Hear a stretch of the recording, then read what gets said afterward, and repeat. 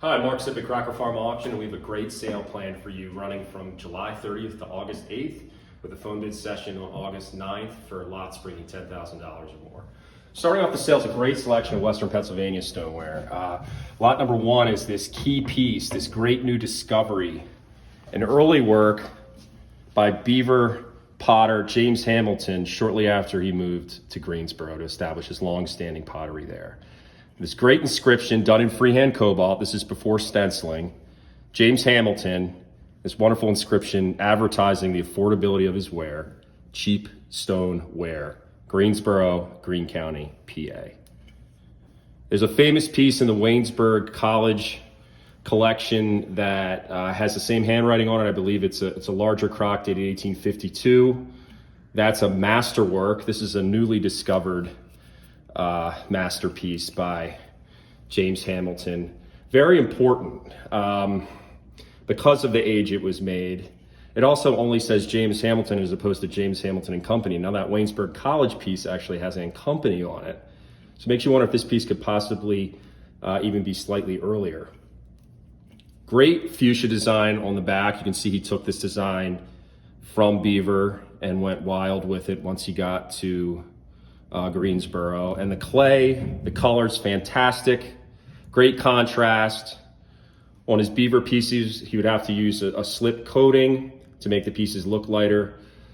Instead, we just have this great local light gray clay, this beautiful battleship gray that Western Pennsylvania stoneware is so well known for, with this really strong blue over top. Really nice, smaller size jar form. You can see it probably had a lid at some point, has a little lip in there. Swags around the top. Just a wonderful example, recently found in California, and really helps flesh out what Hamilton was doing right when he arrived in Greensboro and how he was trying to promote his products. Could have sat in his storefront, could have sat in somebody else's storefront, but we're very excited to offer this new discovery.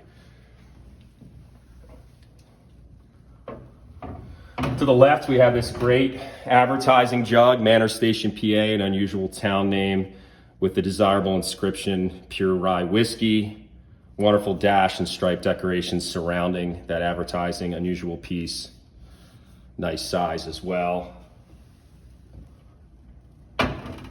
Moving along, a great newly discovered early period Swank pitcher. You can see the early J. Swank and Company Johnstown maker's mark on the reverse. This mark is a little bit different than what was used later on. This piece was made shortly after the Swanks acquired the Hamilton and Pershing site. And so you'll see the decoration is very closely related to what was done on Hamilton and Pershing stoneware in Johnstown. Later on, they would establish a site at Kernville, and the pieces were generally browner that were produced there. Most of the pictures you see were produced during that period. So this example has exceptionally strong decoration, excellent color, and a rare earlier period maker's mark. One of the best Swank pictures we've ever had. Another new discovery from out west, this great tea canister made by Ezra White. Ezra was proficient in both redware and stoneware production. There are a couple great coolers out there with incised eagles on them that are made out of stoneware that Ezra White made. As far as redware goes, there's only a handful of these known. They really show that he could make pieces in both mediums at a very high level. This has wonderful manganese decoration over this honey-colored clay ground, clear lead overglaze, underside, neatly inscribed tea canister made September 22nd, 1846, and then NC. Now, we know NC is the person for whom it was made and not Ezra White, because there are a couple other examples that actually bear Ezra's signature on the bottom. The famous collection of Ralph S. Marion possessed one of these, as well as I believe there's a pair at Colonial Williamsburg as well. So this piece is certainly in good company.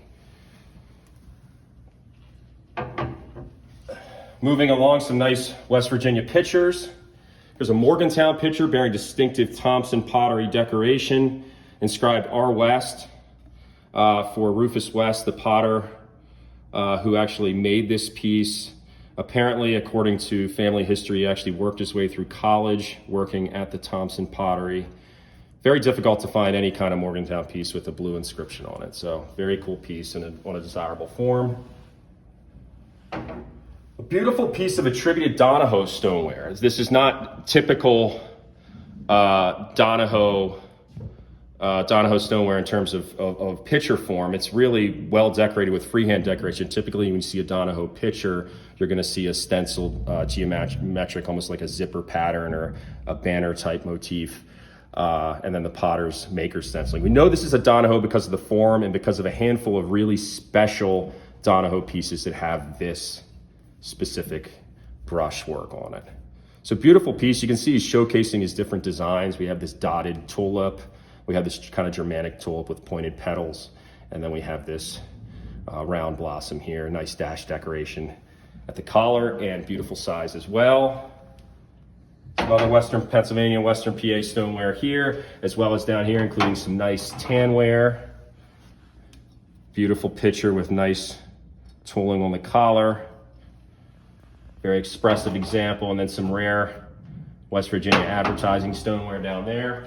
Moving along, an incredible selection of Southern smalls. If you're into small pieces and you're into Southern pottery, you're probably not going to find a sale with much anything better than this. It's a beautiful dish, probably Alamance County, North Carolina, with this exuberant tree of life motif done in manganese and cream colored slip. You can see that form really fits with what was done down there, as well as the color. Really beautiful, delicately potted piece, exceptional size. It'd be hard to find a piece of American redware with much more decoration than this. And this was acquired by the consignor in the 1980s from Don Walters, who was known for pulling a lot of really special pieces out of the South. So sort of a previously undocumented example, or at the very least a piece that's kind of been lost to the general collecting community. This is another new discovery, very exciting piece. This was found in the Southeast. A Moravian mug, attributed to Rudolph Christ. There are two mugs of basically identical form with this little tip up at the end of the handle and essentially identical decoration, cream colored slip with manganese and copper over top to kind of Wealden-esque tortoiseshell glaze that were actually excavated in fragmented pieces at the Bethabara shop while Rudolph Christ was in his tenureship, I believe 1786 to 1789. And so we can firmly attribute this piece to that shop. To our knowledge, it's the only example of this specific narrow tankard form to be found that's actually intact. So it's really a remarkable survivor from that time period. And you can see how hard something like this would be to survive. If you can get in on that rim and just see how thin this is, I mean, it feels like something I could crush with my hand. So really special piece. Again, new discovery, and helps build on that really important potting school. Another piece, this is probably the most iconic form from the region. This is a great Salem fish bottle made about 1801 to 1829. Classic green color. If you were to distill the Moravian potting tradition in North Carolina down to kind of one form and one glaze, it would be a green glazed fish bottle. Very well known, very popular, and not just redware in Southern collecting circles, but in folk art circles as well. Beautiful example in strong condition. We'll also be selling this great flask, not a molded flask, rather a wheel thrown example that was turned on the wheel and then flattened. Beautiful piece, exceptionally rare. You see the bottom is, they make it kind of recessed here almost to look related to glass examples of the period. Great sunburst motif on the front in cream colored and manganese slip surrounded by a band of dots. Same thing on the reverse. Outstanding example, Alamance County, late 18th century. Could have been made by a member of the Loy or Albright families. This is the first example of this form we've ever offered.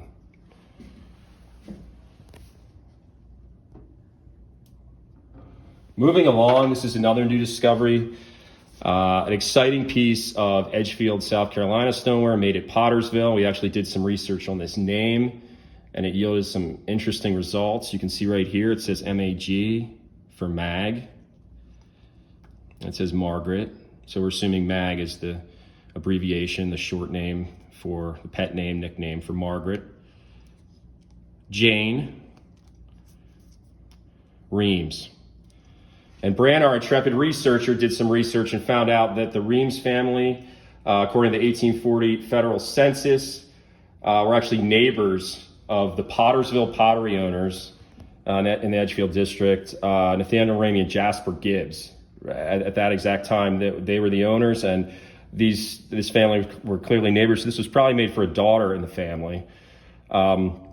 Really special piece, largely because it's inscribed, but also you have these other factors involved. For example, the picture form. Fairly rare for Pottersville. You don't see many Pottersville pictures. And then the size is remarkable. I mean, it's a true miniature. It's actually even made without a handle. It's never made with a handle, probably because the little girl could just hold it like this and pour it. Classic Pottersville glaze dating to the period helps corroborate the attribution. And then at the base here, we have what appears to be a small U or horseshoe stamp. Related to other stamps from this pottery. Really exciting piece, and it makes you wonder, Dave was there in that 1835 to 40 time period. Harry, another enslaved potter, also worked there. This doesn't appear to be Dave's handwriting. We can't really confirm it as Harry either, although the J is similar to what Harry was doing, and he was there at the time period, and you think about how many potters there actually knew how to write. There's a possible attribution to Harry, which is makes this very interesting. You can see on the inside here the throwing as well. Very cool little piece. It's very fun when you can find that kind of history. You get a name on something, you don't know if it's going to yield anything, and this yielded some great results. Beautiful Chandler pitcher, rare and desirable form from Edgefield. You don't see these too often. Nice slip-trailed foliate motifs going around the collar and the body. Moving along. We have a beautiful Chester Webster miniature. This is made for a member of the Craven family. Nice star decoration, underscored by this foliate motif with a kind of like a wheat-like blossom extending up the center. Little tick marks going around the shoulder. This was a very, very refined potter trained in Hartford, and so he was doing things in the Hartford style, the style of early Northeastern potters. This was made about 1850 or so, but he was potting down there in Randolph County, Fayetteville, even earlier.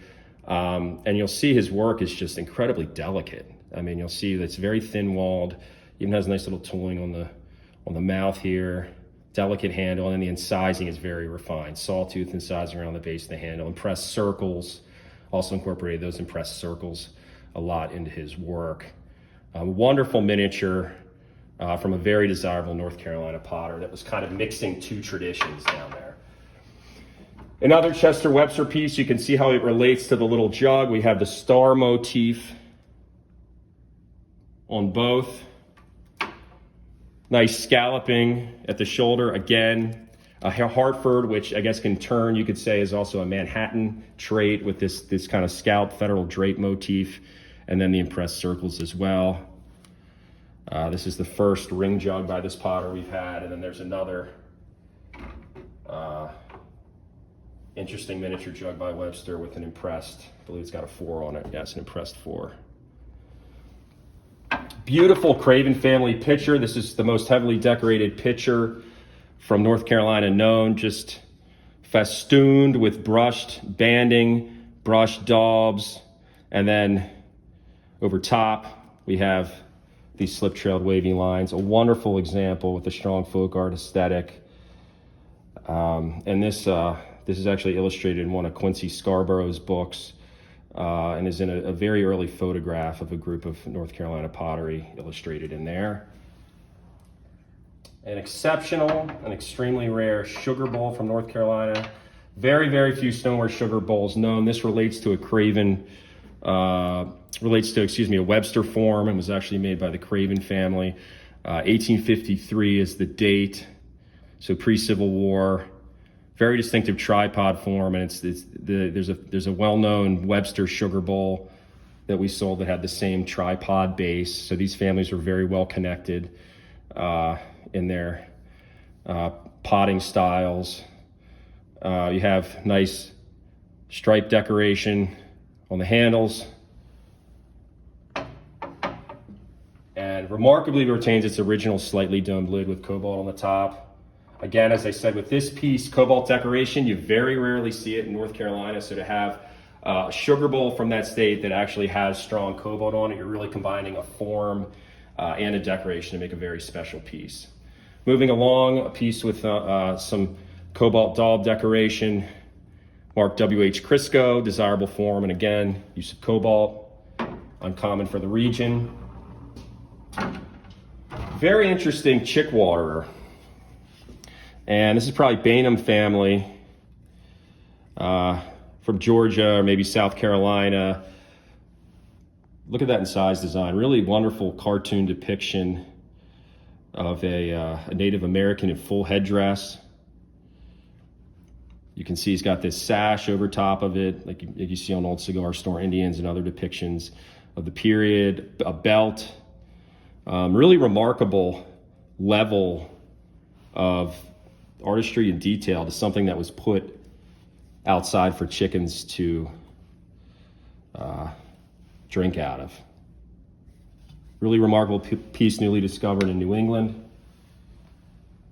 Moving along, a Southern Redware bowl, and then we have a nice piece attributed to Robert Mathis at Phoenix Factory with a beautiful iron slip floral motif that's sort of loosely related to some things that were coming out of Baltimore shortly before then. And we have the M here, which most people ascribe to Mathis.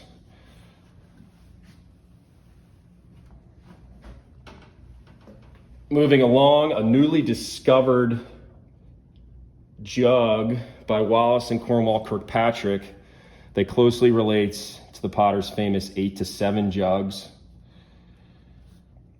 And for those of you that follow Anna Pottery sales, an 8 to 7 jug set a record for an Anna Pottery temperance jug, and actually a record for Anna Pottery at the time when we sold one for a little bit north of $140,000 many years ago, that you can now see at the Birmingham Museum of Art if anybody would like to see it.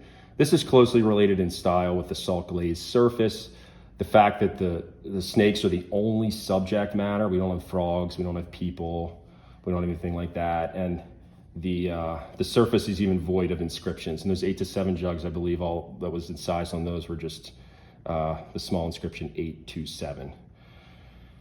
So this has a little bit of restoration on one of the snakes over here, and then some restoration on the handle here. Other than that, some small reglued spots here and up here on the smaller snake here. But if you look at this snake right here, we can see that's actually, the head was actually lost in the firing. And not only is it glazed over, it's actually a slip decoration over it. So this was probably lost in transfer from the kiln, or from the wheel, or the drying stand, I guess, and to the kiln somewhere along the line before it was fired, and was actually brushed over with Albany slip. Either that or the Albany slip was there and actually kind of melted over it. At any rate, definitely in the firing losses. So overall, most of the snakes survive. And so this is a really important example because you just don't see many examples with this kind of a surface teeming with this many snakes, this lively of a depiction of the animals, heavily coiled and moving around the whole body of the vessel. Really, they made so many wonderful things at Anna Pottery, but you could really describe this accurately as a masterwork. It really is. Fortunately, missing its stopper, which is often the case for these jugs. But recently found in a Pennsylvania home, this piece descended in a family of art collectors during the 20th century. And this had enough artistic quality for it, that the family saw this as something worthy to acquire, roughly 40, 50 years after it was made. So really forward thinking in their acquisition of it, and it descended another 100 years in that family until we're selling it today. So we're very excited to have this in our sale.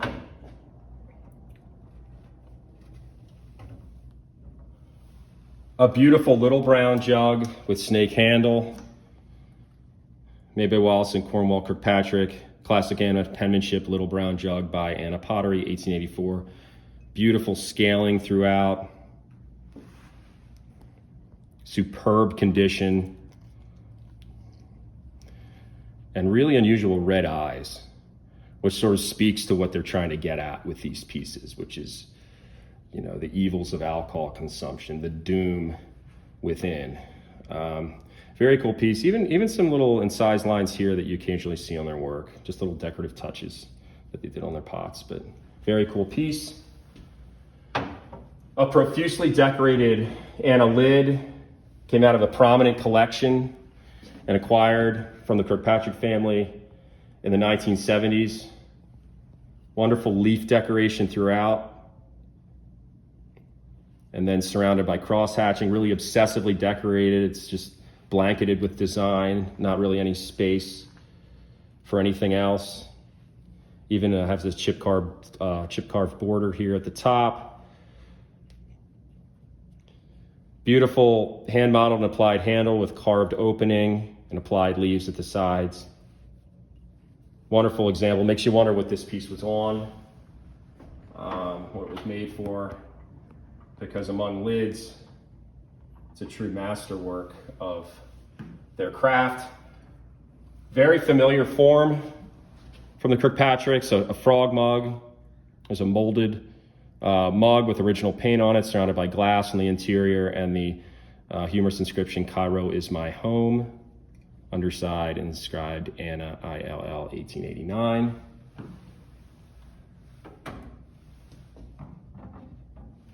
Here we have one of the lead pieces from William Balk's collection. William Balk was a stalwart collector and student of American stoneware for many decades, and he'll certainly be missed. You will always see him at shows and get-togethers, and he was as much interested in learning more about what these potters did as he was at acquiring these pieces. And so he really helped flesh out what was made in New York State, in the Hudson River Valley, and it culminated in his book that he partnered with Warren Broderick on, called Pottery Works. This is a great example of New York State advertising stoneware that was probably made by the Nortons in Bennington, Vermont. It certainly has their bird on it. Great 1 gallon size, but you can see what really makes this special is the unusual advertising. PA staring, groceries and provision, horses and carriages to let. Little Falls, New York. So they're renting out carriages and horses as well. Great piece, which really speaks to what life was like during the 19th century up in New York State. And we are certainly privileged to have Bill's collection consigned to us, and a large portion of it to be offered in this sale. A really funky, abstract jug made in Ohio with Bristol slip, probably early 20th century, with brown slip and cobalt slip and applied decoration. It's a really fun piece. Excited to get this. It's a great pair of mugs made for a camp in Ohio, Camp Lucky, August 1904. Again, we're dealing in that late period, so we've moved out of salt glazed and we're moving into these dipped whites Bristol glazes. Look at the wonderful incised and cobalt decorated fish here. Very cool. This was made for Glenn Bolin. This was made for Mary Bolin. Right here, we have a great discovery in Cowden and Wilcox stoneware. This is one of the most interesting Cowden and Wilcox pieces we've ever offered. It was actually made for John A. Stahl, a local tobacconist in Harrisburg. We actually have the inscription here. Look how delicate it is. It even has these nice little flourishes. By JMT. And so we did some research. And the first thing we think of is the Thomas family, particularly Shem Thomas, the New York trained potter, was very involved in the Harrisburg stoneware industry. Well, this is actually James Mantell Thomas. James Mantell Thomas was Shem Thomas's son. And he was named after a former partner of Shem Thomas in New York in Penn Yan named James Mantell. The Thomases would go on to establish a pottery in Huntington, Pennsylvania, but they made some wonderful things earlier on in the 1860s, and I believe even prior, when Shem Thomas first arrived there in the late 1850s in Harrisburg. Now you can see this is a picture which is a fairly unusual form for the region, but what really makes it special is its size. It's very small. And then he's actually done this stylish potting to the rim where he's cut it away and then flattened it out to give it almost like a wash bowl kind of English refined pottery pitcher form. Give it some style, some elegance.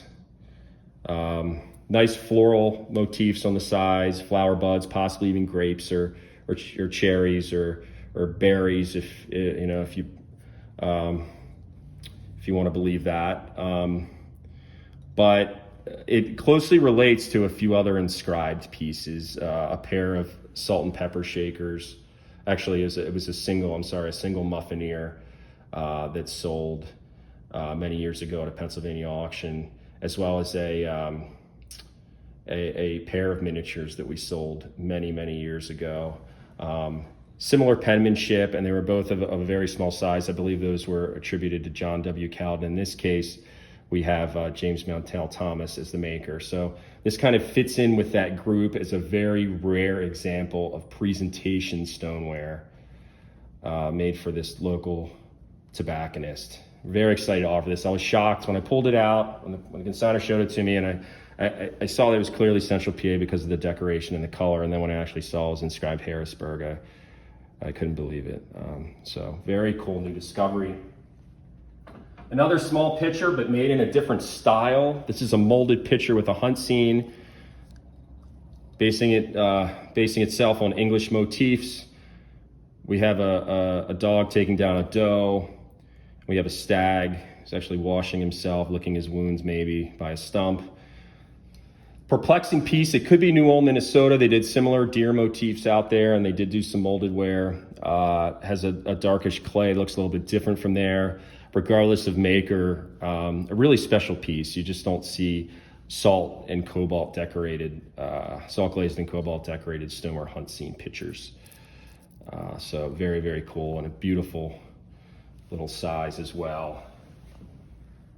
Another piece of Anna pottery that came out of a prominent collection, a salt glazed cabin made for the presidential campaign of Benjamin Harrison, piggybacking off of his grandfather, William Henry Harrison's Whig campaign, the log cabin and cider party.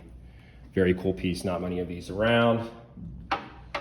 This up here is another miniature attributed to Anna pottery, a shoe that actually descended in the Kirkpatrick family and was acquired from them in the 1970s. Down below, we have some nice 1 gallon pieces. This is a piece that's actually pictured in Pottery Works, the Balk and Broderick book I mentioned earlier. Marked William Warner, West Troy, and has EPU for E Pluribus Unum, with a nice shield and flag decoration. 2 nice birds, a nice 1 gallon Farrar bird out of the James Travalo collection. We'll be showing more of that later. Really nice selection of primarily northeastern figural decorated pieces, and a rare 1 gallon Norton with a pheasant on it. A tough size to find for this design.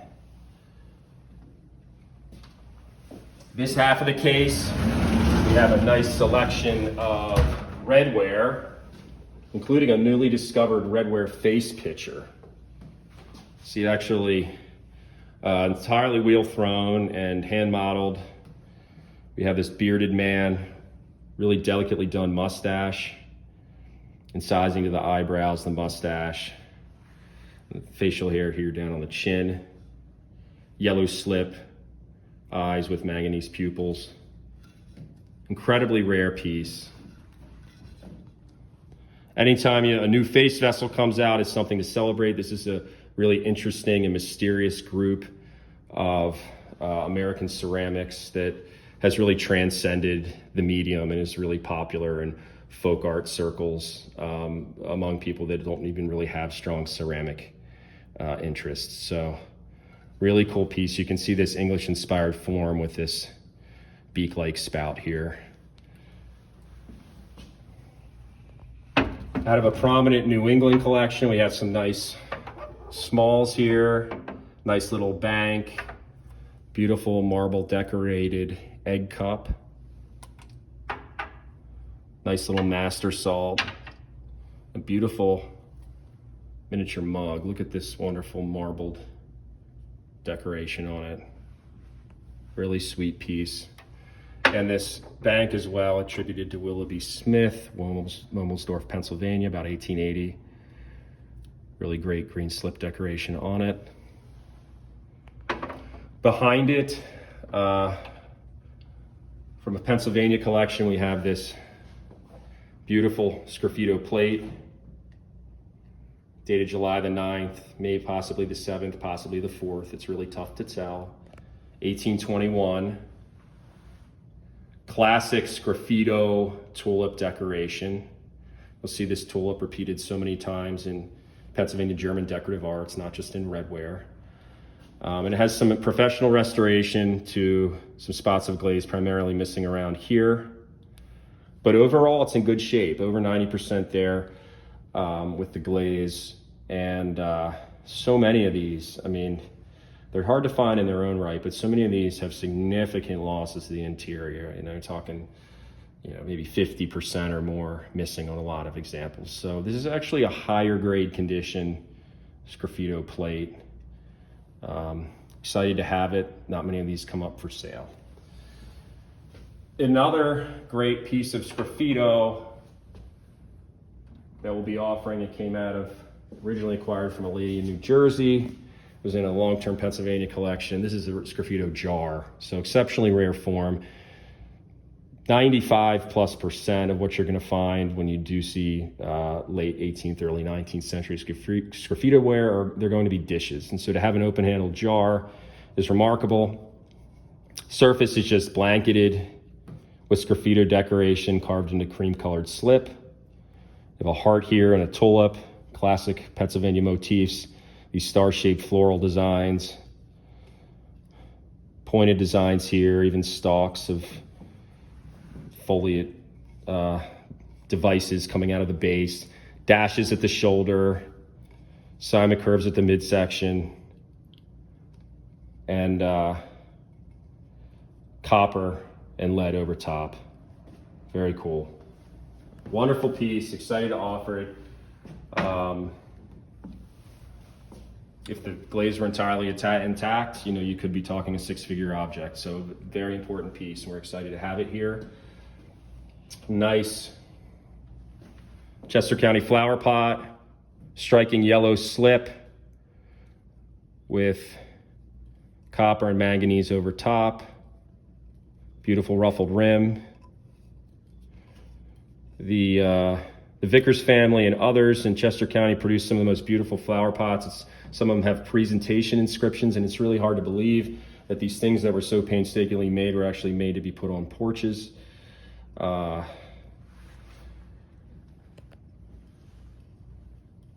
can see it has a beautiful bulbous form. Overall, very nice condition with a restored section to the base. Some nice small dishes, including this beautiful Pennsylvania two-color slip plate. An ex-Lester Breininger Redware jar with wonderful three-color slip decoration.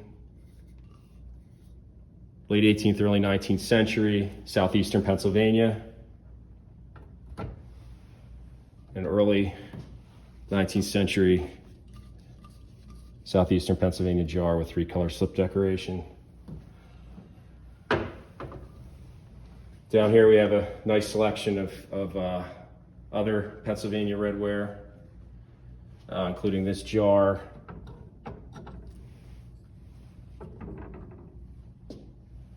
A nice inscription on the underside. You can see that nice penmanship. This jar was made by Isaac Boyer for a family member. Moving along,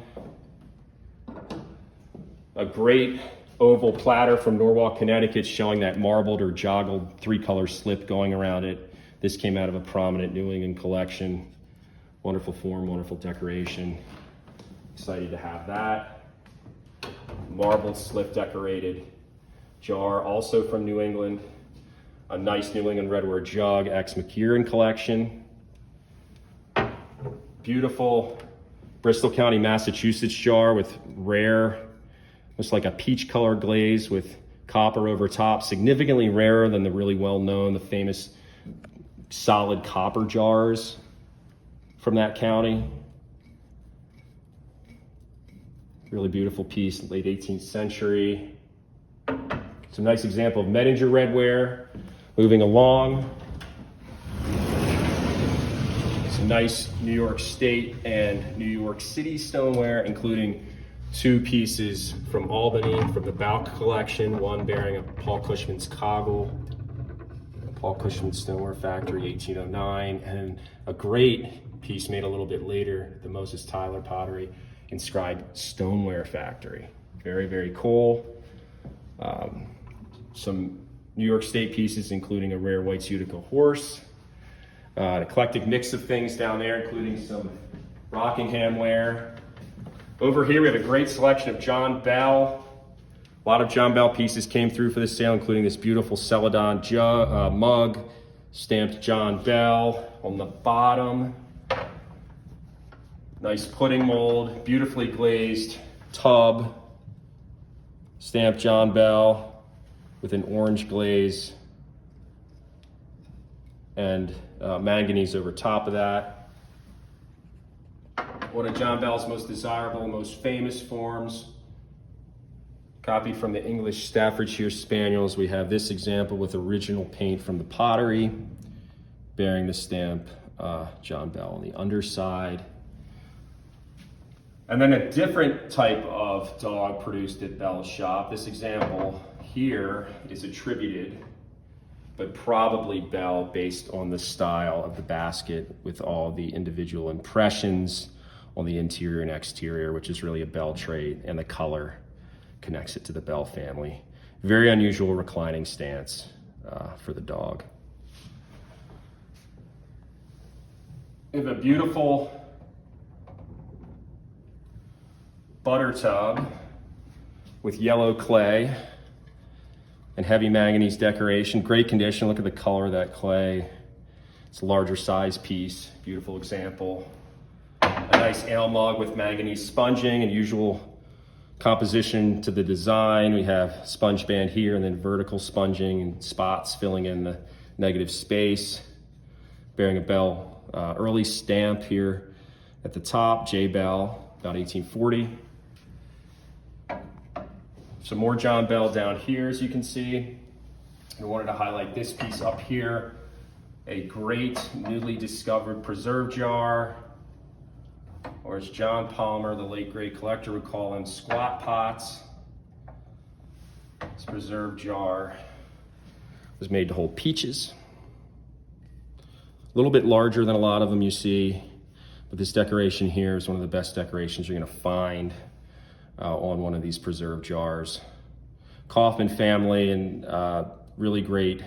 See these almost fern-like floral motifs coming off of this leafy stem, and then capped in this classic bluebell type floral motif that you see for this region. And then the front in size with the cobalt highlighted word peach.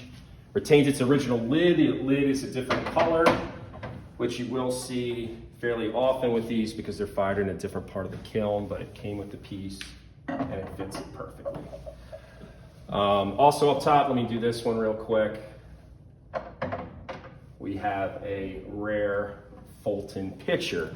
G.N. Fulton, known for decorating in manganese and occasionally using cobalt on the same piece, made this pitcher. Beautiful piece. Rare 2-color slip decoration, nice tooling at the base, and then the base is actually just dunked in that brown slip.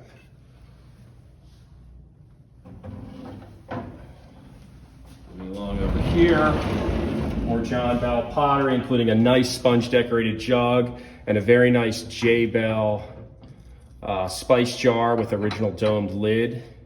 Delicate potting from that early period. A beautiful pitcher and mug set. We've never seen this before, where it's just one pitcher and one mug. It's great. Richard Remy made this about 1885, and this is for F. Eggert, who's actually a local feed dealer in Philadelphia. Stylish potting, you can see it's nice ovoid form, and there's this tall collar that's been delicately incised. Really beautiful decoration extending up the front. We have not only the typical double Remy tulip, but actually a central tulip below the name as well. And then we have the matching mug to pour the beverage into, inscribed F. Eggert with cobalt banding.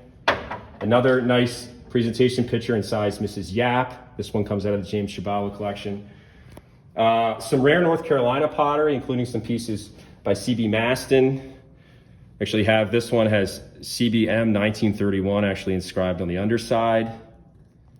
Great addition. And some nice Jugtown ware with Chinese blue glaze. Bottom row of the shelf, possibly the best selection of Edwin Medder's roosters you're going to find in an auction. These were made during the 1980s and 1990s primarily. The one on the right could be as early as the 1970s. These are made in Cleveland, Georgia. Edwin Medders was the brother of venerable potter Lanier Medders, and you can see different examples here, one incorporating a snake, another with green glaze, and then this early example that's smaller. Could be a decade or two earlier than the other ones, has a glaze more typical of Ari Medder's work, who was his mother, as well as an early initialed signature, and then cobalt eyes. So it links closely to his mother's products. Later on, he kind of went out with his own different additions to his work. A great selection of 20th century face jugs in this sale, including a newly discovered Harvey Reinhardt face jug. A few of these are known. This is where B.B. Craig learned to pot. And we have the impressive mark H.F. Reinhardt, Vail, North Carolina on the reverse. Made sometime during the second quarter of the 20th century. Look at the great eyes on this with these two different colors of clay used, broken china teeth, thin mustache put down here. Really, really folky, expressive face. Excited to have this. One of the best makers of 20th century face jugs is Cheever Medders. We've been fortunate enough to have a few over the years, and this is one of them. Look at the great rock eyes. He used these big pieces of quartz for the eyes, and Lanier, his son, was doing that a little bit early on in collaboration with him. China teeth, typical Cheever nose, typical Cheever glaze and form. These are exceptionally rare. And if you're interested in 20th century face jug production, we are slowly but steadily approaching 100 years of age for these things. And Cheever Medders is one of the very best, as well as one of the most important makers. Of course, the father of Lanier and other son potters, as well as the husband of Ari, who was a very well-respected potter in her own right. Here's an early Lanier Medders face jug showing his early glaze treatment when he was kind of just getting it down. This example shows a lot of the clay body peeking through with a light glaze over it. And then the heavier application has this glossy striated olive tone. Ball-shaped eyes, depressed in here. You can see it's got these reductive features, these less refined features. Later on, he was becoming more of a sculptor, more of an artist with the faces, but early on, he was just getting it down. And so this piece lacks teeth and just has this pinch work on the lower lip. The nose is rounded out, does not have nostrils. And so you can really, if you collect these, you can really get a progression of his work from a potter who was still learning to a true master. Here's the inscription of Lanier Medders on the bottom. Really special piece. There's not many of these early ones out there. This one was probably made during the very late 1960s. Here's another one, it's probably late 1960s, maybe early 1970s. Again, he's still kind of learning. Linear metters, it's inscribed on the underside. It's lacking teeth, lacking a lot of detail on the face. Incredibly desirable early work. Like I said, these there's not many of these out there. Really wasn't until the mid-70s, 1970s or so that he was really started making these at a larger scale. Here's another early example. Again, we have that early style glaze with a lot of red showing through, ball-shaped eyes, 2 rock teeth. It's an early trait for him. Underside, inside, linear metters.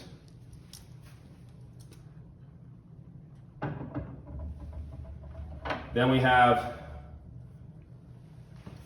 one made during the 1970s, and this is where the potter's ability to represent human faces is starting to come out. We have these comical faces, one looking one way, one looking kind of confused, crooked mouths, early quartz teeth.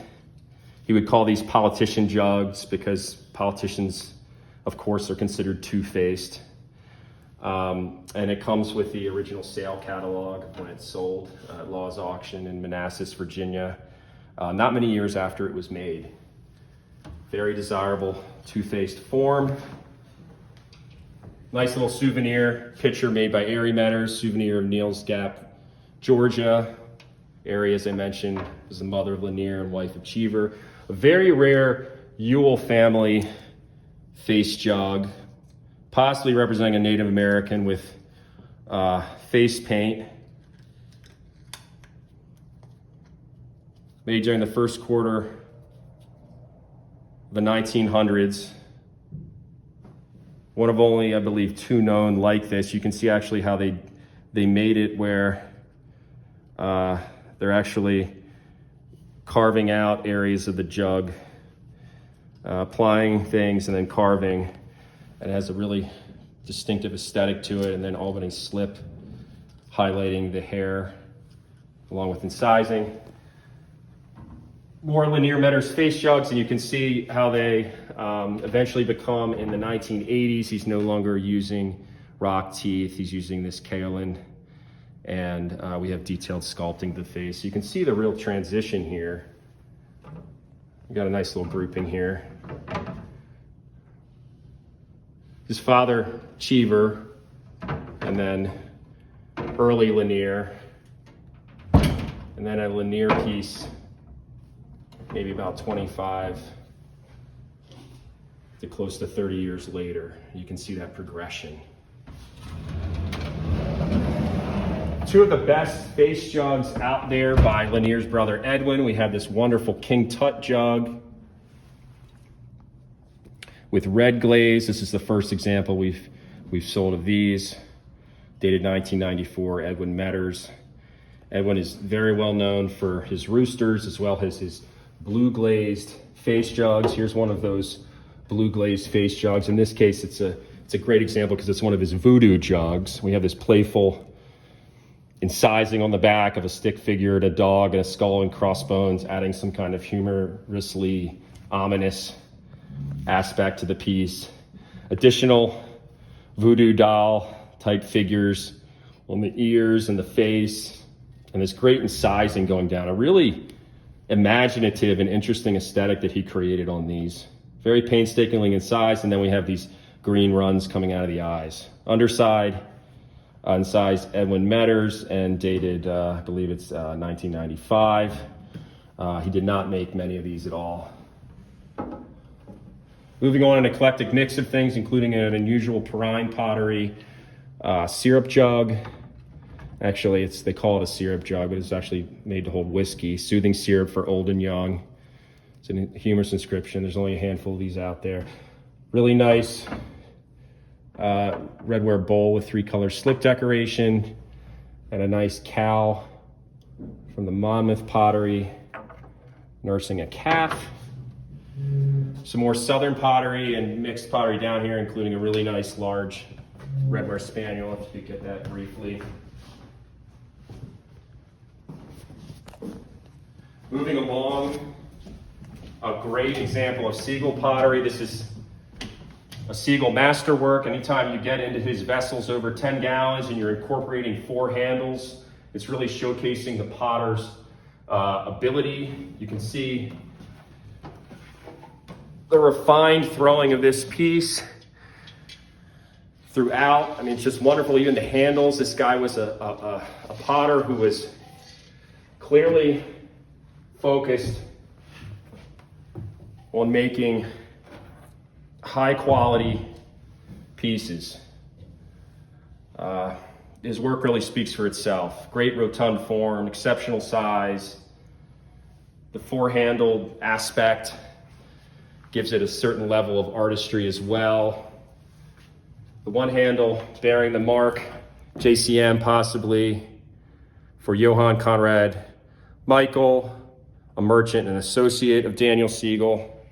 And then the other side bearing a 15-gallon capacity mark. So as far as Siegel's work goes, this is the best. You might find one maybe up to 20 gallons, but when you get into the 4-handle jars, you're talking the best this potter has to offer, and he's certainly one of the leading potters from the state of North Carolina. Potted during the mid-19th century in Vail, North Carolina. It's a very different aesthetic. We have this J&E Norton, Bennington, Vermont crock with a wonderful pastoral scene of a large stag, the country mansion in the distance. Nice large house with many windows and a dormer at the top. Pine tree next to it. Classic Norton motif. If we were to talk about the most famous motifs in American stoneware, one would certainly be the Norton deer. And this is a great example due to the color, the size, great 5-gallon size, the condition, and perhaps most importantly, just how much coverage of the designs on the front. We're incorporating these other motifs that everybody loves from Norton: the stump, the tree, the house, the fence. Almost a painting in and of itself, a folk painting in and of itself, made about 1855, and the mark for Julius and Edward Norton at the top indicates it was made during the heyday of this pottery, and the style of the design indicates it was decorated by John Hilfinger, an itinerant potter active in New York State and New England. This is one of the consignments from the James Ciballo collection, and certainly one of the best single deers that we've ever had from Norton, and no doubt one of the top lots in this sale. Another great animal from the Northeast, a White's Utica lion. The lion is one of the most desirable animals in all of American stoneware. Very few are known from White's Utica for whatever reason. A lot of the designs from White's Utica are based on Norton motifs and other New York State motifs, but for whatever reason, there's just extremely few lions known. This example came out of the collection of Lee and Leslie Kino, and is actually pictured in a great black and white photo of them in their bedroom from the 70s on their shelf of stoneware. So it's in this great photo of them during their teenage years with all this wonderful figural decorated stoneware that today no teenager would own, but in their intrepid hunt and their ability to find these great pieces, they'd amassed quite a great collection just by their teen years, and this was one of them. Has some restoration on it, but most of the design itself is untouched, and it really is a bold representation of an animal that is connected to what was being done by the Nortons in Bennington. Another great Norton piece. This came out of a 40-year collection, a J&E Norton 3-gallon double pheasant. One of the most difficult designs to do, because you're actually painting part of the pheasant, applying it with a slip cup, and then doing the other pheasant, and then continuing it over. We have these two designs lying on top of each other. So it's very complicated. This piece has great coverage over the front. This is one of the more desirable bird designs you get from this pottery. Possibly the most desirable that was produced with any regularity. I mean, you can get into some really, really obscure things, but as far as motifs that were produced quasi on a standard level, the Norton double pheasants are head of the pack among the birds. Great piece, nice 3-gallon size. Great patriotic piece. This sold in one of our very first auctions, and this is also out of the Jimmy Ciaballo collection. A.O. Whitmore, Havana, New York. Classic house motif that this potter is known for, but in this case we're incorporating an American flag, a little pine tree next to it. One of the best house pieces from Whitmore we've ever had. Really great color as well and really great condition. And we're talking about some of the best of type that we've ever had.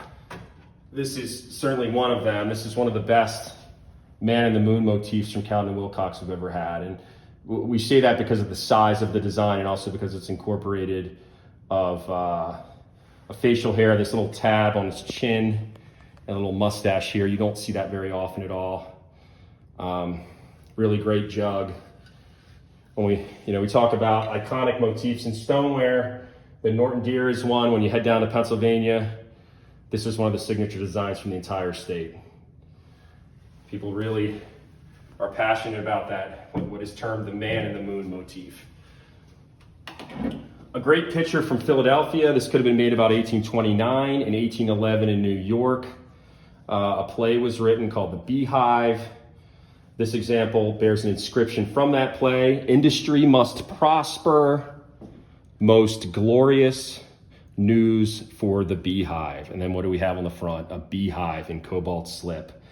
Exceptionally rare, dare I say unique. Wonderful design, beautiful slip trail floral motif around the collar that relates to Baltimore. Brant really feels like this could be an Enoch Burnett piece based on his involvement at the Parr and Berlin Pottery in Baltimore. By 1829, he was in Philadelphia, and this really has a Baltimore-esque design on a Philadelphia piece with brown slip on the inside. And so we're having a Baltimore, kind of a Baltimore inspiration on a piece that was made a little bit north. But just a wonderful piece.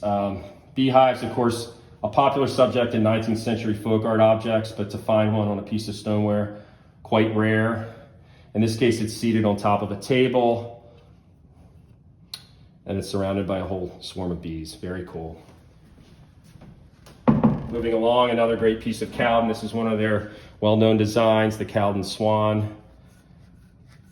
Nice 2-gallon jar, about 1865. One of the top lots in this sale. This is a piece we sold back in 2009, I believe. The William Porter Eagle pitcher. William Porter was trained in Rochester, New York, and then later traveled to pot in Pleasantville, Pleasantville, Pennsylvania. And here he made this masterpiece. This is a wonderful example of an English-inspired stoneware pitcher with a classic American motif. It's a sprig molded and applied eagle to both sides.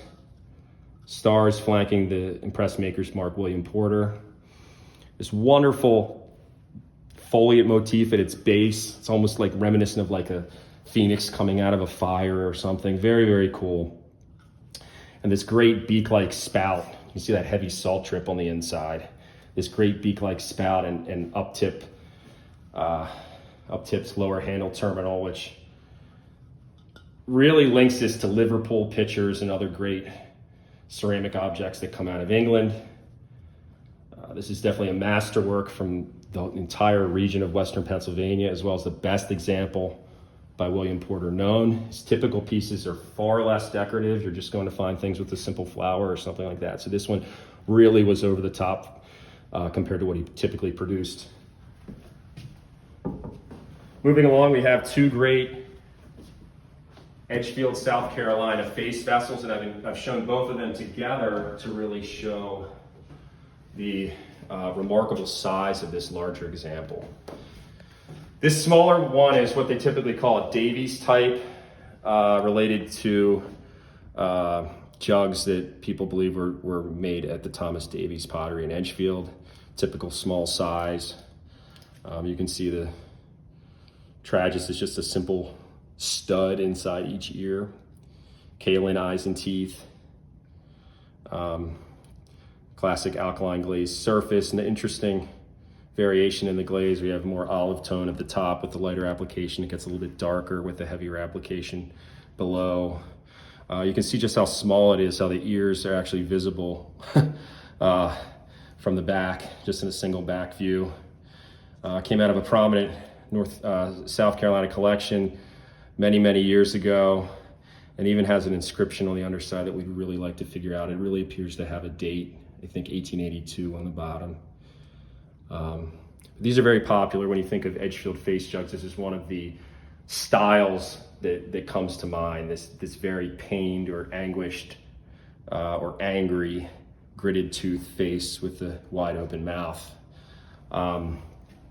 Comparing that to this example, we can see just how large this is. This is a remarkable pot of maybe about 4 gallons in size that was recently discovered up north. It's a beautiful green alkaline glaze, and it's potted in the form of a handled jar. So there's only one larger Edgefield face vessel that we're aware of, and that's the iconic cylindrical jar or umbrella stand, whatever you want to call it, that's in the collection of the High Museum. It has a brown glaze. That one's a very famous piece. This piece follows suit in its rarity and its large size.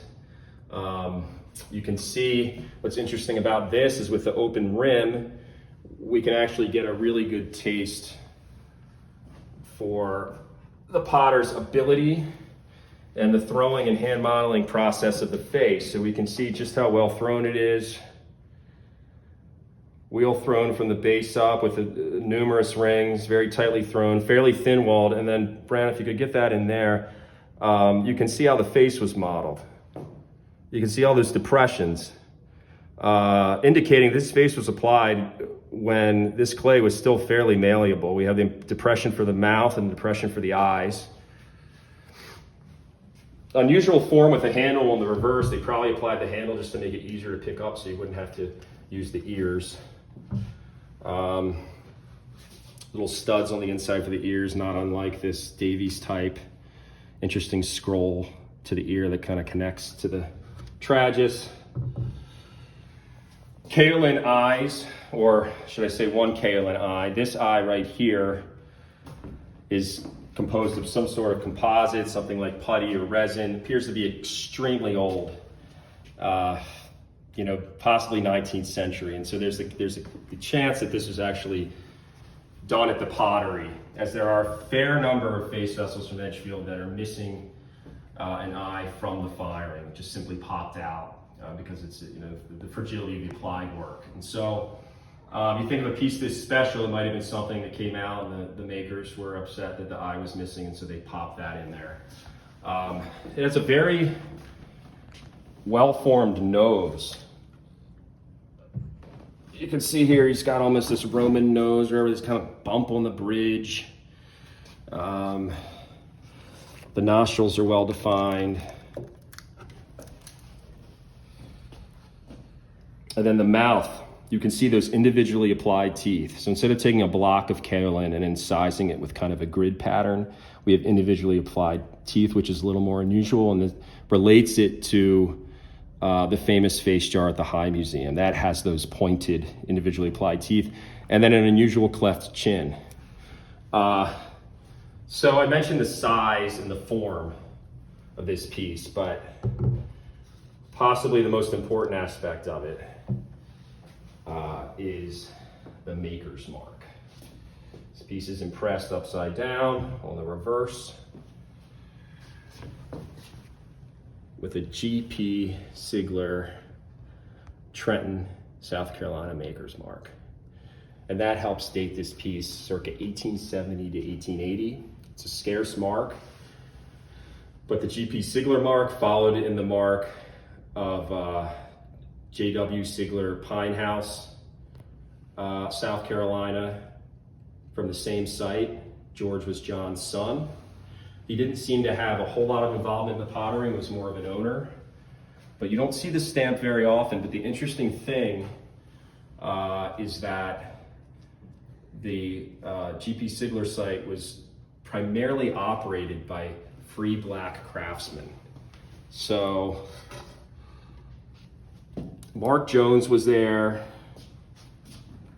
You can see the stamp right there.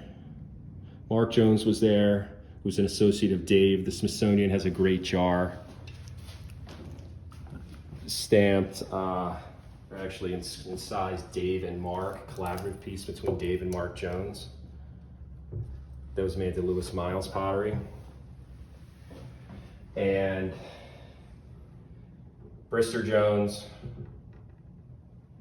has a famous poem jar that he made, and it's believed through census research, it's really, the census seem to imply that Mark Jones was actually Dave's son-in-law and Brister Jones was actually his grandson. So we have Brister Jones and Mark Jones working at this site. We have Fortune Justice working at this site, and we have a couple other African-American potters. It's very possible, you can't get ahead of yourself, but it's very possible that this piece could have been made by Mark Jones or Brister Jones, in which case we have a connection of potters from being enslaved craftsmen during the first quarter of the 19th century into this post-war period. This period where they become free potters, working on their own, living on their own, and we have them taking the face jug tradition later into the century. And so it's very interesting. There's no way to determine specifically if it was made actually by Mark Jones or Brister Jones, but there was such a tight group of only a handful of people working there that their involvement in this piece is quite possible. So it's a very, very exciting piece that really tells the story of the later years of the Edgefield potting tradition, and also in some way might rewrite the whole face jug story. Maybe some of the face jugs were actually made a little bit later than we thought. The Trenton mark on that, dating to 1870 to 1880, refers to where the post office was located at the time. And so this is again on Shaw's Creek in Edgefield, where other major sites had previously existed. And it, like I said, possibly says maybe some of the face jugs that we know and love were actually made after the Civil War. But very, very, very cool new discovery. Moving on, another large piece, Buffner, Greensboro, PA. This is before Alexander Vance Buffner was doing his stenciled ware, he was doing stamped ware. This is probably when he separated from his brother. So the A and W is removed, just stamped Buffner, Greensboro, PA. Interesting, you can see here, Brand, if you get that, the 12, and then the 12 with the 10 over top. He made a little mistake when he potted this piece, adds to the charm of the object. Thought it was a 12, and it really was a 10. Here we have a 10 there, and then on the back, clearly a special piece. He really wanted to hit home to people what the gallonage of this thing was, because it's got 5 10s on it, and then a big blue 10 at the base. It's also stamped Buffner twice. This is very proud of this object. You really can't get much better blue and gray on a piece of Western Pennsylvania stoneware. This is a blues electric. It's that great battleship gray on the background. Wonderful Germanic style tulips, just like bellflowerish kind of tulips and the vining, and then a big 10 with wavy lines here. Really wonderful piece, one of the best Buffners that we've ever had. Excited to have that. 2 early Manhattan pieces. One stamped C. Crolius with classic wreath-like incising. The other bearing an unusual Comeraw's maker's mark, which is stamped Comeraw's stoneware with New York spelled out. The classic clamshell motif above. Moving along, we have a nice selection of Western Pennsylvania and West Virginia stoneware. A nice wine jug, wine harvest jug with grapes on it. The inscription on the other side, made in Ohio, from the James Chaballo collection. Nice Edgefield double-handled jug with incised X and punctates above. Some nice Northeastern pieces. Great Rochester jugs, including this one with a daffodil that's just very, very strong cobalt. A nice Albany bird from the William Bow collection. An Albany rabbit, rare figural motif from the Chaballo collection. Very nice FB Norton parrot, 6-gallon, with an inscription from the potter on the underside, Anders Person, Worcester, Mass. And then heading over to the large crock bench, a nice selection of birds and other pieces, some from the William Bow collection. One piece I do want to highlight is this rare early Baltimore bird decorated jug.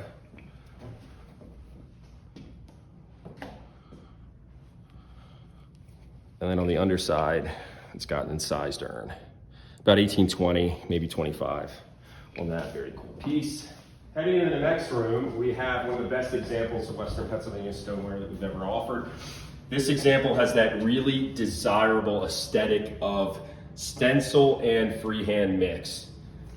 Collectors really love it. They love this whole mix of elements that are done with a stencil and brushed over, and then just freehand brush work throughout. And during this time period, about 1870, Hamilton and Jones was producing some of the best example of stencil and freehand decorated ware ever made in America. This example bears the desirable maker stenciling Hamilton and Jones for Frank Hamilton and John Jones, Greensboro, and then the desirable addition of the county, even Greene County, PA. We have little flanked oak leaves here, striping and dashes throughout. Up at the shoulder, we have these wonderful large size stars. If you can get in there and just see just how big these stars are, very unusual. You can find stars on what's Western Pennsylvania stoneware, but those are the largest that I've ever seen. Surrounded by wavy lines, dashes above and below, freehand stripes above and below, scalloped brushwork below the rim. Then below the maker's stenciling, a federal eagle stenciled there, facing an olive branch, shield across its chest, arrows in the other talons, boldface 10 below, and then smaller stars here at the base. Beautiful contrast, beautiful color, recently discovered in a Virginia home. This is a really rare piece, and it's very, very difficult to find Western Pennsylvania pieces of this quality that have gone unknown to the greater collecting community. Something like this is so extravagantly decorated that it immediately draws attention to a family member, and usually things like this came out decades ago. So we're super excited to have that in this auction. Moving along, another earlier stenciled Hamilton and Jones, bearing that desirable Greene County stenciling with a good combination of freehand decoration and then stenciling at the base.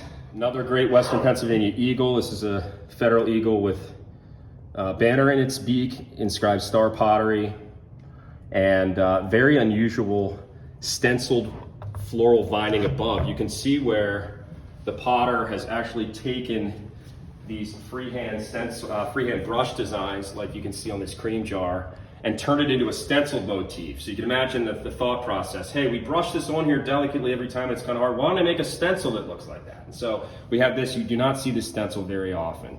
So a very cool piece. Moving along, we have a true cover lot. This piece is pictured on the cover of Quincy Scarborough's book on Webster family stoneware from North Carolina. This was made by Chester Webster in Randolph County, North Carolina.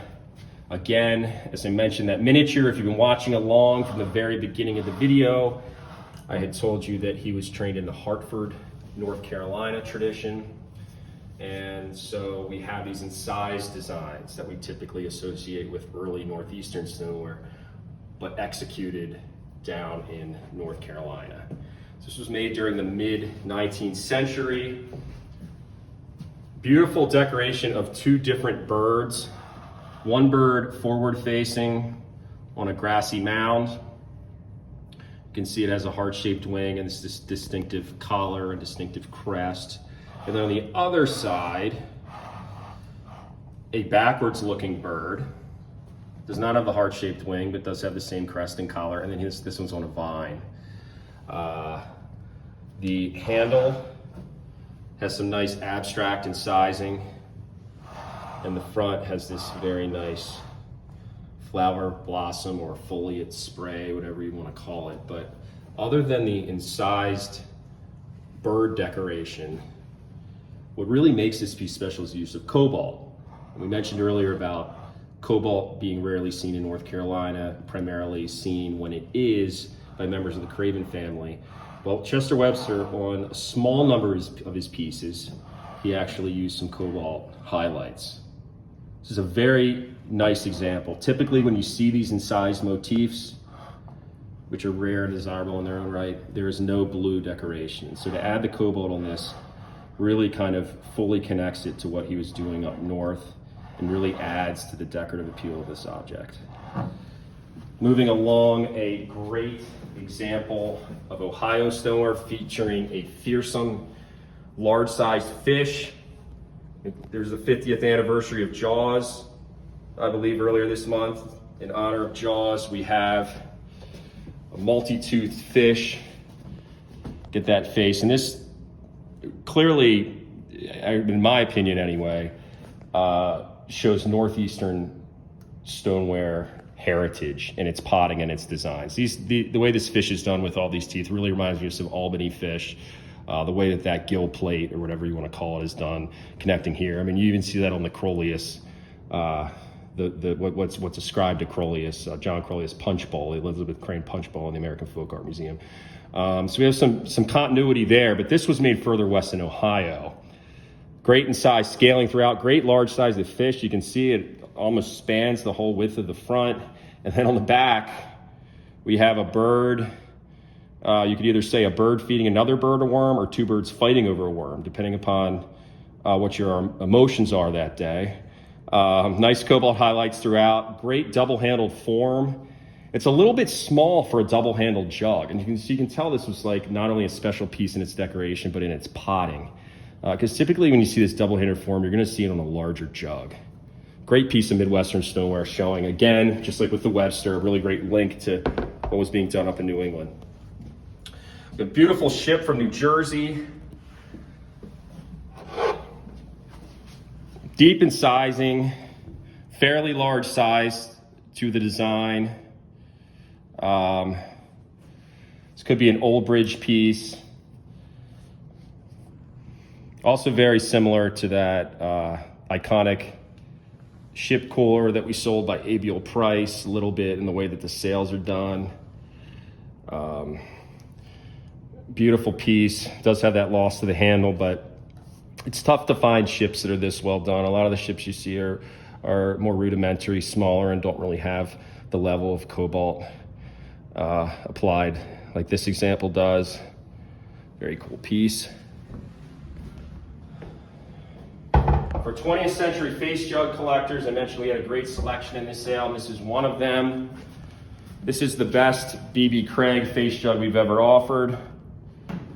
Trying to get it in light here so you can see it well. Beautiful blackish glaze with blue highlights throughout. Exceptional large size. Weeping eyes.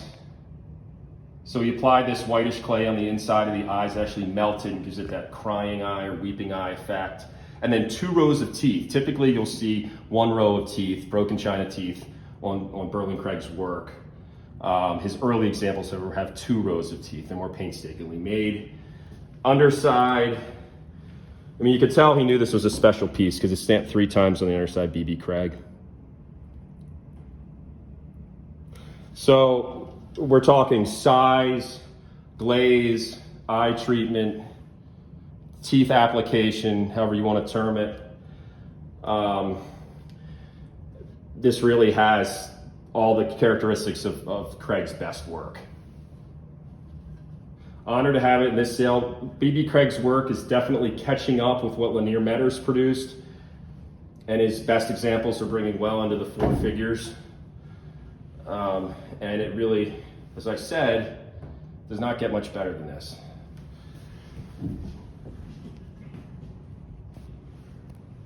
Heading this way, another great B.B. Craig piece. This is a large size snake jug. Typically his snake jugs are half this size or smaller and have a single snake. This is a great double snake jug. Unmarked, but probably dates around the time of the large blue face jug I just showed you, which is probably, early 1970s time period. Alkaline glazed surface, kaolin eyes, really nice piece. Another piece from the James Giballo collection. J.C. Whaley, North Bay. He used slip trailed, sponged, brushed, and stenciled elements on his pieces, often combined on a single piece. This example has a rare rooster motif stenciled on it, applied with a sponge. A rare William Warner West Troy. We had a patriotic jar I showed you at the beginning of the video. This was done by the same decorator with the same kind of American flag motifs. That one has, in this case, they're more banner-like. The star below, a front-facing federal eagle above. You'll typically see flying eagle motifs done by William Warner, usually with a banner or sometimes with a vine in its mouth. In this case, this is a front-facing eagle with flag type banners and a star below. This is the only example of this type that we've seen. So really cool variation. Another piece from the James Giballo collection, a beautiful McCoy deer. This one has better than typical blue and a really incredible set of antlers on him. You can see it. It's almost like he's got 4 pairs of antlers, or at least 3. Really, really cool. Brush design. Again, during this time period, we have some imaginative and unusual animal motifs and figural motifs that were coming out of this Manhattan shop. This being one of them. One thing that makes it a little more unusual, besides the quality of the cobalt, is it's a little more of a filled out scene. We have the animal actually in some kind of feeding stance at these flowers here and this tree behind the animal, which makes it a little more extensive than you typically see from McCoy's deer. A much earlier example, we have this great watch spring jar by Abraham Mead from Greenwich, Connecticut from the 1790s. Recently found in Massachusetts. This piece uses watch spring motifs that were invented decades earlier in either Manhattan or New Jersey. And you can see these watch springs coming off the handle that inscribed to. This is all done the slip cup, and then these very rare stars. They typically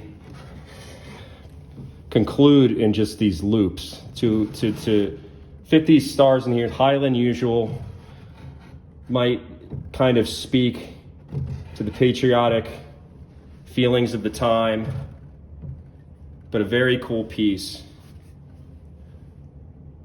with that added decoration. Here's a great piece. Brand actually threw this up online, and there was actually a winning guess on it, which is surprising because it's made by an obscure potter, J. Campbell from Utica, the earliest Utica potter. One side we have a simplistic brushed floral motif, but on the reverse we have this wonderful inscription for B. Northrop of Deerfield, New York. Great early presentation pot, showcasing the potter's ability in sizing, brushing it over in blue, and then wiping that off to produce this nicely executed cobalt highlighted lettering. Really beautiful and an important piece of early Utica. It being from the earliest Utica potter dating to the 1820s, you're not going to find many pieces from that time period of that quality. Here we have one of the finest examples of Albany stoneware that we've ever offered. Look at this lid. This lid is one of the best stoneware lids we've ever had. It's made at the Moses Tyler Pottery in Albany, M. Tyler, Albany. It's a wheel thrown lid. of domed form. You can see is actually raised up a little bit. Really unusual molded fan motif around the top. Spring molded and applied leaves. Then they've used a glass drawer pull, molded that, and made that the finial of the lid. Cobalt decoration throughout, and even swags along the edge. So you have the domed form, rare, molded and applied treatment, unusual. So proud of this piece, you actually marked it on the top. And it also even has spots decorating it. So it's just really, really a wonderful lid. You can see the piercing right here suggests that this piece, even though it's a cake crock form, might have been used as a soup tureen or something that held a hot steaming liquid of some sort, because that's really like a steam hole you would find on a coffee pot. You can see typical Albany or upstate New York decoration, really not unlike the Utica decoration I just showed you. Coggling around here that you'll see on some Albany and even like Clark, Athens Stoneware, these circles, a popular coggle treatment you'll find on New York State Stoneware. But again, different drawer pulls have been molded and used to form paired handles on each side, which is just wonderful. And then the rim, of course, cut in so the lid fits on it nicely in a domed fashion, really elegantly crafted. And then what takes the cake on this piece is that great inscription on the underside, Robert H. Williams, which indicates that he was the son of Darrell Williams, a very famous New York State potter. Robert H. Williams apparently spent at least some time in Albany, New York, working for Moses Tyler. And this piece, because he was so proud of it, of course, he had to put his name on the bottom. Now, you can't imagine how long it must have taken him to do the lid itself. And so it's one of these pieces that kind of offers insight into the potter's craft. Occasionally you'll see a piece that's so well made a potter can't resist but put his name on it. But I suppose he dare not put it on the exterior of the pot to ruin the brushwork and to make it look like it was his pottery, so he just wrote his name on the underside. But really wonderful new discovery. If you're into that low cake crock form, you're really not going to find a better one in American Stoneware. We're really excited to have it. Moving along, some very nice Western Pennsylvania and West Virginia stoneware. Nice Pruntytown, West Virginia jar. Nice Morgantown jar from Thompson Williams. Unusual West Virginia advertising. A lot of wheeling pieces. An unusual bowl from Ritchie and Hamilton. You don't see that too often. An unusual Whately piece from Whately, Mass. It's simply stamped Whately. Very rare mark with this bizarre greenish colored slip. Sponge decorated Morgantown piece. Some other well decorated Western PA, West Virginia pieces, including this really nice 3-gallon jar. Moving down the line, some beautiful birds from the Northeast, including, let me show you this, very nice double bird from J. Norton and Company, Bennington, Vermont, about 1860, has that bold Benny blue the collectors love. Unusual representation of two birds on the same piece. Here's another rare J. Norton and Company bird on stump. It's a classic F.B. Norton parrot, a rare.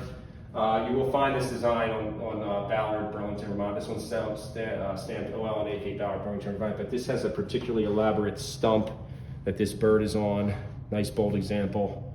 Nice dated E&LP Norton for about dated 1868. This wreath. Moving along, an eclectic mix of things from the Northeast. Some really nice cowm, including this kind of starburst floral motif, if you will, a Calvin Wilcox 1865 crock, a nice Pfaltzgraff York PA crock with a jug with crossed leaves. An interesting spittoon inscribed simply "the study." It was probably made for the study of a house or maybe a hotel or something like that. A couple batter pails from Harrisburg. Nice Norton and Fenton rabbit. Nice Calvin Wilcox grapes. A Moyer with flowers. Nice Calvin Wilcox with a big flower plant group going up the front, and another simply stamped Harrisburg. that could be moire. And moving along, a mix of early pieces, including 2 very nice Frederick Carpenter jugs with impressed fish. A couple German pieces thrown in here. A couple Bellarmine jugs.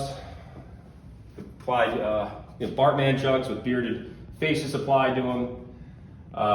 More pieces. A lot of this here you're going to see in this section is from the Bout collection.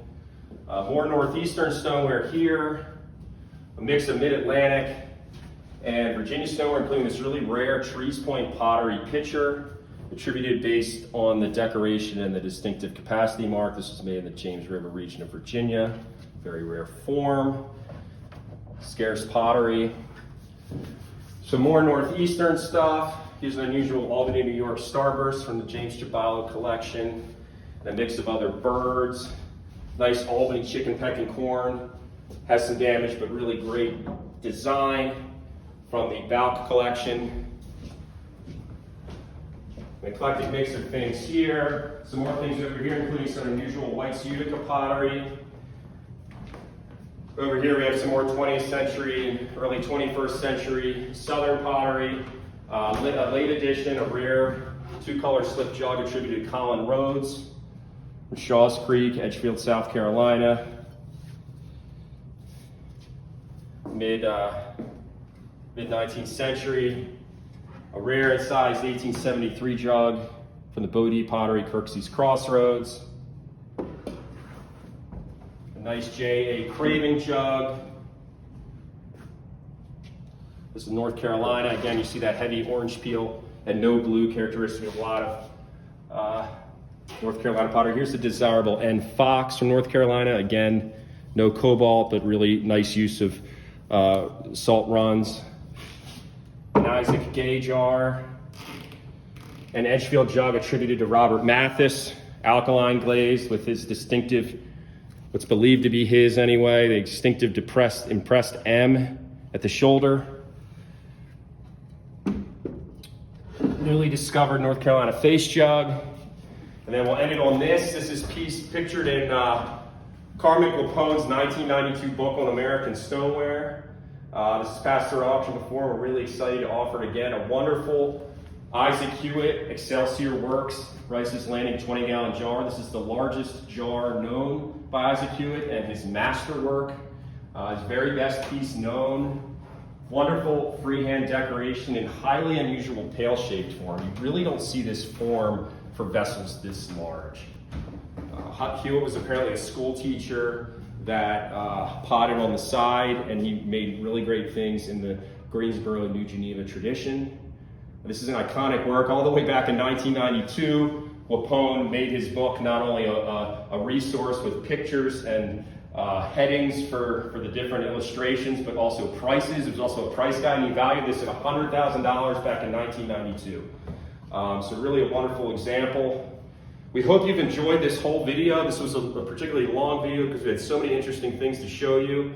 If you have any interest in this auction, please contact us to speak directly to a member of the Zip family at info@crockerfarm.com, or you can reach us at 410-472-2016. Thank you very much.